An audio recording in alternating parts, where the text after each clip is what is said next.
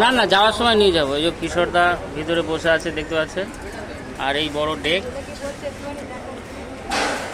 ওই যে ভিতরে বসে আছেন মালিক, গলায় মোটা শোনাচ্ছেন, আর এই তার সব স্টাফ।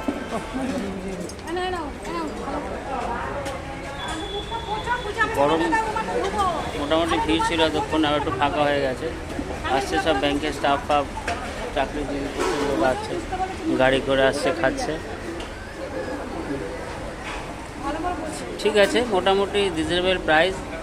আর মাংস একটা বাটির মধ্যে ভর্তি, ঝোল আলু দিয়ে ঠিকঠাকই আছে, অসুবিধা নেই।